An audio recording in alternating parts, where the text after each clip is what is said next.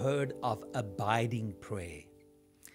As the snow falls soft and quiet, blanketing the world with a magic of its own, snow covers the tree, tracing designs and patterns across the sky, and branches reach heavenward.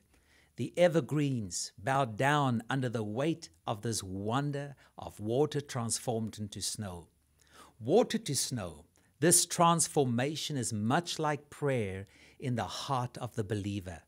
The thoughts and desires, the needs and the concerns becomes prayer. The more we abide in Christ, the more organic the transformation between our daily thoughts and the more prayerful living becomes. In John 15, verse 4, we read Jesus' words, "Live in me, abide in me, make your home in me just as I do in you." In the same way that a branch can't bear grapes by itself, but only by being joined to the vine. You can't bear fruit unless you are joined with me. I'm the vine, you are the branches. When you're joined with me and I with you, the relation is intimate, organic, and the harvest is sure to be abundant. Separated, you can't produce a single thing. Anyone who separates from me is dead wood, gathered up and thrown on a bonfire. But if you make yourself at home with me and my words are at home in you, you can be sure that whatever you ask will be listened to and acted on. This is how my Father shows who He is, when you produce grapes, when you mature as my disciples. And yet, if we abide in Christ as He abides in us, the conversation of prayer is as natural as the honest thoughts in our minds and the honest human emotions of our heart. A branch does not have to set a date on the calendar or mark by great effort to abide in the vine. But what does it mean to abide? The origin of the word abide simply means to remain, wait, and stay within. The original Greek is to be continue, to be present. Being present involves fully enjoying the moment that you are in. Another way of saying is that my mind is in the now, and the now is where my body is. Being present is having my mind completely engaged and connecting with wherever my body is at this point, and not trying to be thinking about whatever I want to do next, but be fully in the now and what's going on in this moment. Some of the questions you can ask to test whether you are present is this: is my mind where my body is right now? What can I feel in my body right now? What is unspoiled about this situation? What is my breathing like? What is the temperature of the air? Exploring the wonder and the beauty all around you in this moment.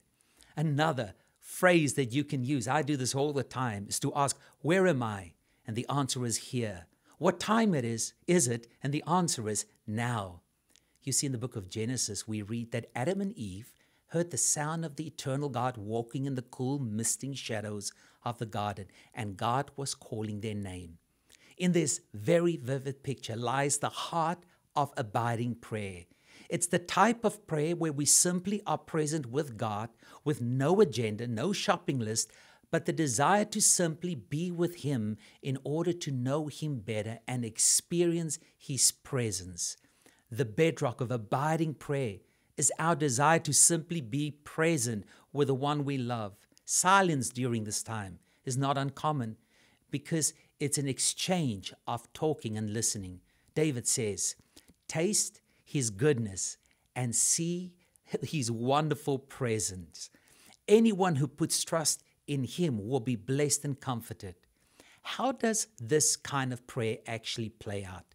It starts with the basic understanding of God's love for us. It is not based on our works, and it's not based on our outcomes or on our performance. It involves declaring out loud who God says we are through His eyes and the love of a Father. It's to articulate our gratitude for the wonder of His person in our life. It's the intimate conversation of two people that have been together for a long time, going on a long walk and affirming through the exchange of both words and silence the love and appreciation they have for one another.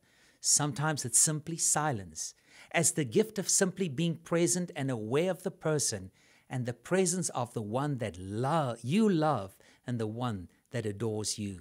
Some of the affirmation that I often express in these moments is that I'm my beloved and he is mine. And right now in this moment, his banner over me is love.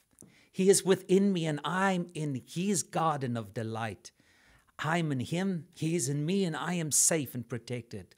Words and phrases like you found me in the desert land and in the howling waste of the wilderness. You have encircled me. You caring for me. You guard me as the apple of your eye. There remains no accusing voices of condemnation against me because you have set me free from the law of sin and death and have liberated me through your love. I consider the kind of extravagant love that the Father has lavished on me. In that moment, I say, God, you call me your child.